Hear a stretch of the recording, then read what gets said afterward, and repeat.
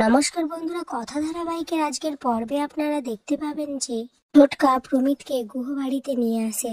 এসে বলে, আজ তোমাদের সবার সাথে আমি একজনের আলাপ করাবো, এসো। এরপর বলে, অর্ণার মাধ্যমেই আমাদের ওনার সাথে আলাপ হয়েছে। এটা শুনে অর্ণার একটু লজ্জা পায়। তারপর চিত্রা ভাবতে থাকে, অর্ণার সাথে ওর পরিচয় হলো কিভাবে? অর্ণা ওকে চিনতো নাকি? এরপর অর্ণা শশীভূষণ গুহকে বলে, দাদান, আসলে ইনি হচ্ছেন প্রমিত শর্মা।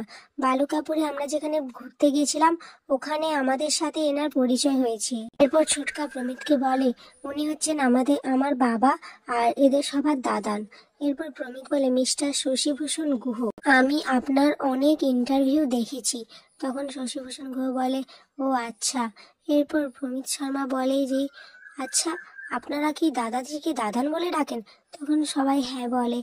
এরপর প্রমিত মনে মনে ভাবতে থাকে, মিস্টার শশীভূষণ গুহ, আপনার সাথেই তো আমার টক্কর।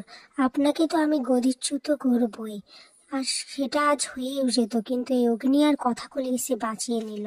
এরপর ছোটকা বলে শশীভূষণ গুহকে, বাবা, আজ প্রমিত এখানে এসেছিল নিলামে, আমাদের বাড়িটা কিনে আবার আমাদেরই ফেরত দিয়ে দিত।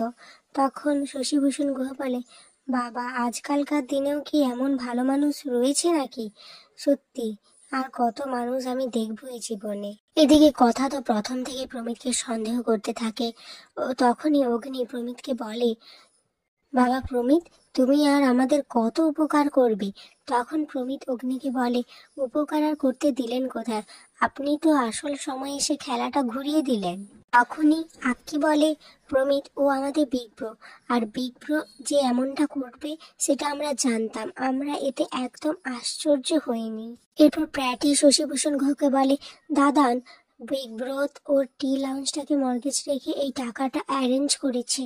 এরপর ছোটকা শশীভূষণ গুহকে বলে, বাবা, কথা অনেক বুঝিয়েছিল অগ্নিকে, আর অগ্নি নিজে থেকেও বলেছিল যে তোমাদের পাশে দাঁড়াবে। এরপর কথা বলে, কর্তা দাদু, আমাদের একটা মাত্র উদ্দেশ্য ছিল যে আপনাদের পাশে দাঁড়ানো আর এই বাড়িটাকে রক্ষা করা। আমাদের ব্যাংক তো সবার বন্ধ করে দিয়েছে, তখন তখন আর আমাদের কিছু করার ছিল না।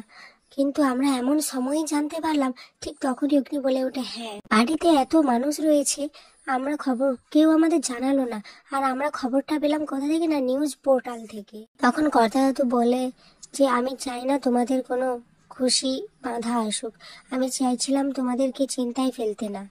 তখনই এফি বলে, আপনি যেমন আমাদের চিন্তায় ফেলতে চাননি, ঠিক একই রকম ভাবে এটাও ভেবেছেন যে আমরা এসেই বা আপনাকে কি করব, মানে কিভাবে আপনাকে সাহায্য করব। তখন শশীভূষণ গুহ বলে, দেখো, আমার তো টনিক বেচা কোম্পানি, আর তুমি তো এই টনিককে সহ্য করতে পারো না, তাই তোমাদের আমি জানাতে চাইনি, আর আমি তোমাকে এসবের মধ্যে জড়াতে চাই না।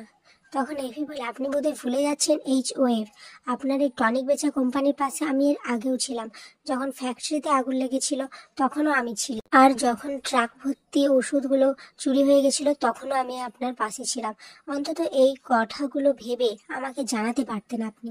অবশ্য আপনি ভেবেছেন একজন সামান্য পাচক আমার আবার কি কাজে লাগবে।